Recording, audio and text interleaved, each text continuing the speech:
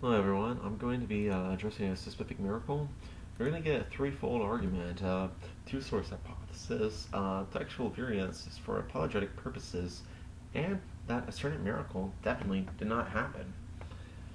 Um, this is going to be on Jesus' arrest in Mark 14:40-52. Immediately while he was still speaking, Judas, one of the 12, arrived, and with him there was a crowd with swords and clubs from the chief priests, the scribes, and the elders. Now they betrayed him and given them a sign, saying, "The one I will kiss is the man.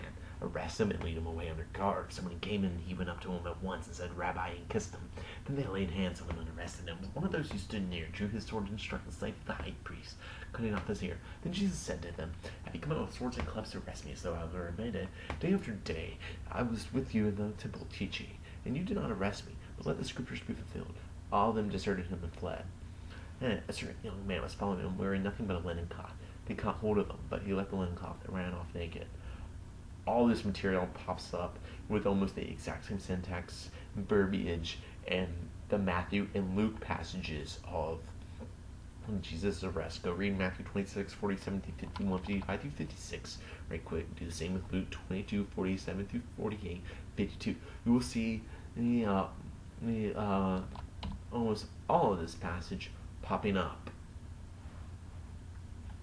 Uh, Now, Matthew, the wording syntax is extremely similar. However, Matthew and Luke do have two separate additional bits of content. Matthew 26:52-53. Then Jesus said to him, "Put your sword back into its place, for all who take the sword will perish by the sword.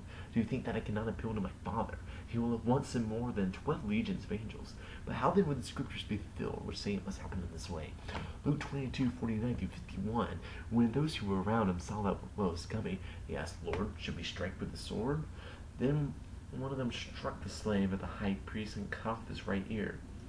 But Jesus said no more of this, and he touched his ear and healed him. This makes perfect sense in the perspective of two-source hypothesis and Markan priority. Imagine yourself as a first-century Christian, 400 years before the biblical canon was collected and the New Testament was formed. The Markan gospel and any oral traditions sourcing it have reached your ears. This looks horrible. One of Jesus' disciples, the rock of the church nonetheless, has struck out death and the high priest's slave to defend Jesus? Isn't this newfangled religion supposed to be about peace and love and martyrship?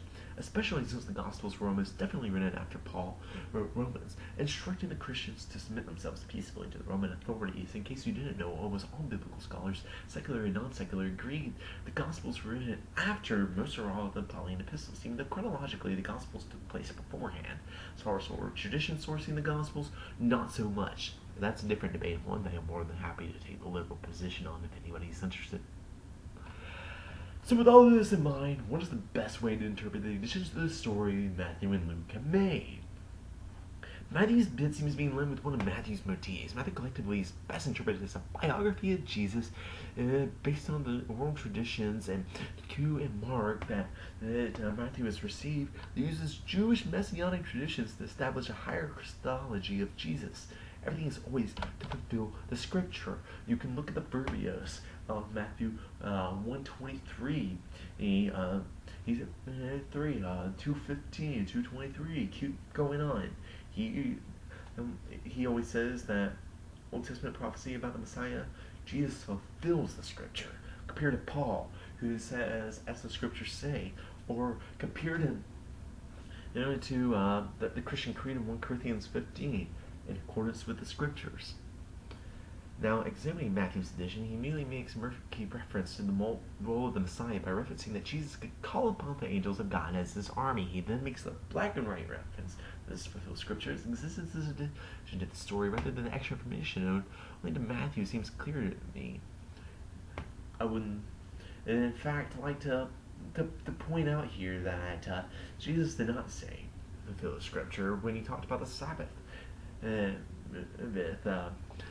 He says, as the scriptures say, I believe, or we might talk about what is it?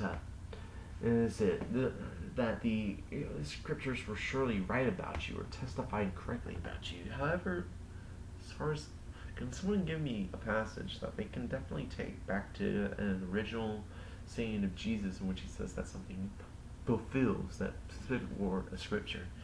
I think it makes more sense to to attribute this as a Matthean language.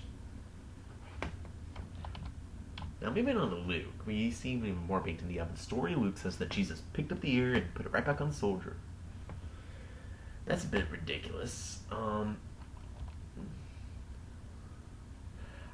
don't think Luke proofread this edition. After all, apparently the disciples asked Jesus permission to strike with a sword. And then they went ahead and did it without a reply. I mean, think about it. Are we to imagine, Jesus, should I strike this slave's ear? Too late, you didn't say it fast enough. Clearly, Jesus has a completely different rebuke, by the way, than Matthew, where here he says, just no more of this, but no, that phrase does not occur in any form whatsoever in the Matthew edition. It's a completely separate text that has, and you can see no framework no more in this in the Matthew edition. You can't see that any core shell of that. So with all this in mind, while he missed that, he did catch one thing. He had Jesus touch the ear of the slave and healed him. You can't do that if Jesus is in custody yet. If he's arrested, he can't go and walk and pick up the ear. So he delays the actual arrest where it says they seized him until after Jesus gave his little "have you come out with swords and clubs" speech yet. In both Matthew and Mark, Jesus gives this speech after they laid hands on him and arrested him. He wasn't completely oblivious after all.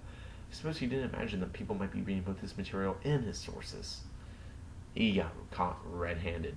The similarity criterion is entirely satisfying. This explanation makes the least amount of assumptions to the data than any other assumption. I believe this is not only a miracle, not only is this a miracle definitely did not happen position Bible, but that it is the only position to take in regards to the miracle.